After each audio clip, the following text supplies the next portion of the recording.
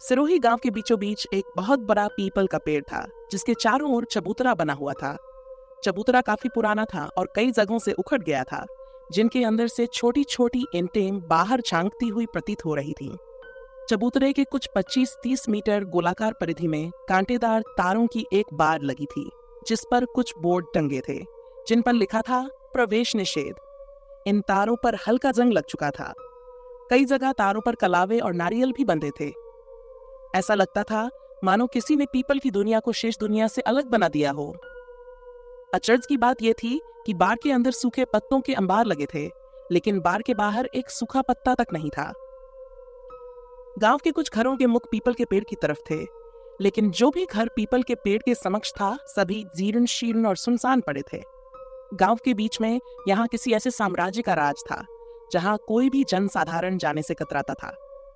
देवकी ठाकुर, जो कि सिरोही गांव का दामाद था, 7 साल पहले जब यहाँ आया था उस समय पीपल के चारों ओर बाड़ नहीं बनी थी।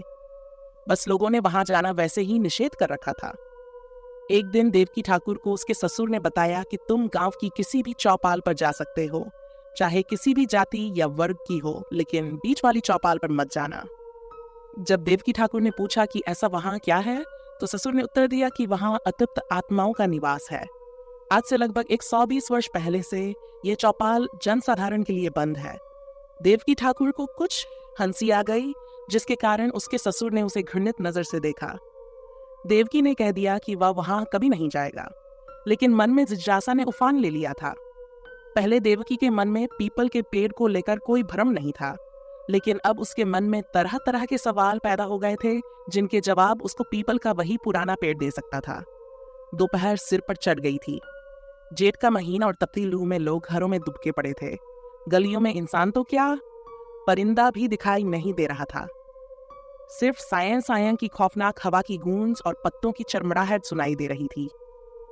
देवकी ने एक पल के लिए चारों ओर नजर दौड़ाई, उसको कोई नहीं दिखा। जब वह आगे बढ़ने लगा तो अचानक एक काली बिल्ली रास्ता काट गई। अब देवकी जब भूतों पर ही यकीन नहीं करता तो बिल्ली पर क्या करेगा। देवकी के कदम पेड़ की तरफ बढ़ रहे थे। पीपल का पेड़ सामने था। तभी देवकी ने दोबारा रुककर पेड़ को देखा। जैसे ही वह आगे बढ़ने लगा, किसी ने उसके कंधे पर हाथ रखा। देवकी एकदम स्तब्ध खड़ा रह गया। पीछे मुड़कर देखा तो उसका साला देवदत्त वहां खड़ा था। अरे जीजाजी, आप यहाँ क्या कर रहे हैं? देवदत्त बोला। देवकी ने एक लंबी सांस खींची और बोला, अरे कुछ नहीं, बस मैं भोजन के बाद टहलने के लिए इधर आ गया था। अरे जीजाजी, ये कोई टहलने की जगह नहीं है। मुझे सामने पीपल का पेड़ दिखा तो सोचा थोड़ी छाया में आराम कर लूं। देवदत्त ने भौहें सिकोड़ ली। अरे जीजाजी, यहाँ कोई आता जाता नहीं है। पीपल का ये पेड़ बरसों से वीरान पड़ा है। ऐसा क्यों? देवकी ने उत्सुकता से पूछा। तब देवदत्त बोला, जीजाजी, इसके बारे में मैं आपको घर चलकर बताऊंगा। यह समय और स्थान उचित नहीं है। देवकी अपने साले देवदत्त के साथ दोबारा हवेली पर आ गया। घर पहुंचकर देवदत्त अपने कार्यों में लग गया, लेकिन देवकी के मन की जिज्ञासा शांत नहीं हो रही थी। देवकी शाम के समय हवेली की दूसरी मंजिल पर चढ़ गया, जहां से पूरा गांव साफ साफ दिखता था। पीपल का पेड़ उसके ससुर की हवेली के ठीक पीछे की तरफ एक गली छोड़कर था। देवकी ने हवेली की खिड़की खोलकर देखा, किंतु खिड़कियां बाहर से मोटी मोटी लोहे की प्लेटों से ढकी थीं। पूरी हवेली की खिड़कियों का यही हाल था, जिसका कारण भी पीपल का पेड़ रहा होगा। देवकी निराश होकर नीचे आ गया। तभी कुछ देर बाद देवदत्त वहां आ गया। तब देवकी ने देवदत्त से पीपल के पेड़ के बारे में पूछा। तब देवदत्त बोला, रात्रि भोज के बाद मैं आपको पीपल के पेड़ की सारी कहानी बतला दूंगा। ठाकुर परिवार में सबने रात्रि भोज कर लिया। देवकी अपने कमरे में आ गया और देवदत्त का इंतजार करने लगा। कुछ समय बाद देवदत्त भी वहां आ गया और देवकी को पीपल के पेड़ की कहानी सुनाने लगा। आज से करीब 120 वर्ष से भी पहले की बात है, जब सिरोही गांव बसा भी नहीं था। उस समय हमारे परदादा सुमेर प्रताप सिंह जोधपुर से यहाँ पर आए थे। उस समय यहाँ आसपास घना जंगल था और यहाँ की जमीन जंगल के बीचों बीच थी, जिसकी वजह से कोई यहाँ बसेरा नहीं करता था। हमारे परदादा जी ने यहाँ पर जमीन खरीदी और पीपल के इस पेड़ से कुछ ही दूरी पर मकान की नींव रखी। काफी मशक्कत के बाद भी नींव तक तैयार नहीं हो रही थी। कभी कभी मकान बनाने वाले मजदूर बीमार हो जाते तो कभी खुदाई में सांप निकल आते। मजदूर भी अब काम करने से हिचकिचा रहे थे। एक दिन परदादा जी के सपने में एक 7 फुट लंबा प्रेत आया जो कि पीपल की टहनियां पकड़कर झूल रहा था। तभी परदादा जी ने देखा कि स्वप्न में ही मजदूर काम पर लगे हैं और प्रेत जोर जोर से हंस रहा है। तभी प्रेत ने कुछ मजदूरों पर पानी छिड़क दिया जिससे वे बीमार हो गए। कुछ देर बाद प्रेत ने अपने बालों को उखाड़ा और वे सांप बन गए, जिससे मजदूर भयभीत हो गए। तभी परदादा जी की आंख खुल गई। रात के करीब 2 बजे थे, लेकिन परदादा सुमेर प्रताप की आंख नहीं लगी।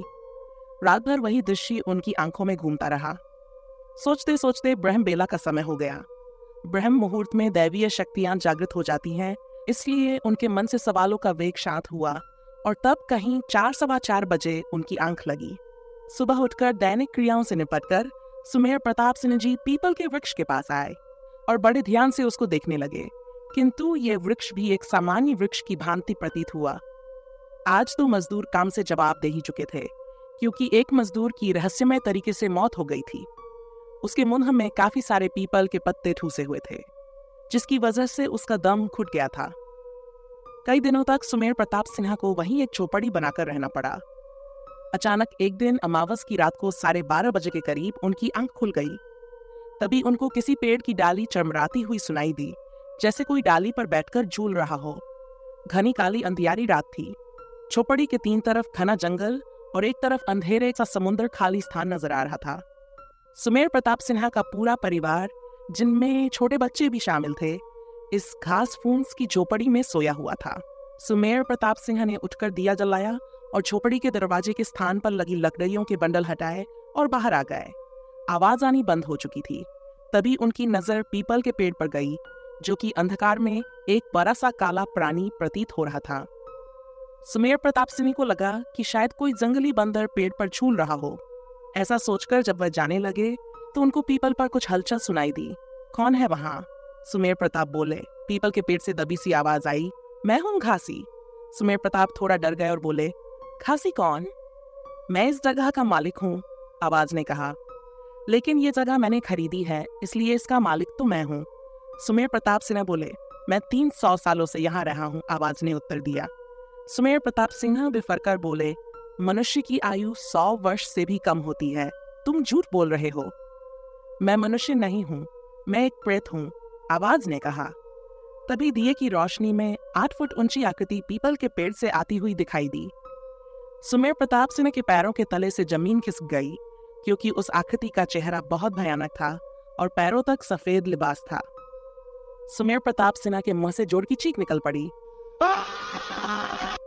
तभी सारे परिवार के सदस्य जाग गए और बाहर आकर देखा कि सुमेर प्रताप सिन्हा बेहोशी की हालत में पड़े थे। उनकी हाथ से दिया गिरकर झोपड़ी के बगल में गिरा था और पूरा झोपड़ा धू धू करके जल उठा। चौपड़ी कुछ ही पलों में जलकर राख हो गई।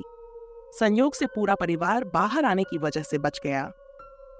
सुमेर प्रताप सिन्हा के मस्तक पर पानी की बूंदों से छिड़काव किया तो उन्हें होश आ गया।